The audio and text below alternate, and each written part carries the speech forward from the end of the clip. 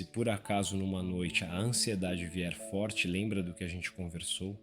A mente funciona como rádio, você pode mudar um pouco aí o volume, pode sair da estação do medo para a estação dos sentidos, pode colocar música baixa, pode caminhar na sala escura como quem passeia por dentro de si. Você tem mais recursos do que aparece quando o pânico bate a porta. E olha, noites melhores são acumulativas.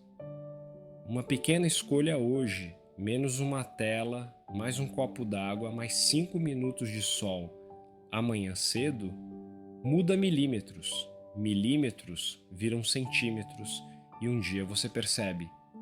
Faz tempo que a rádio do IC não grita, ela até tenta, mas você sorri de canto. Não hoje.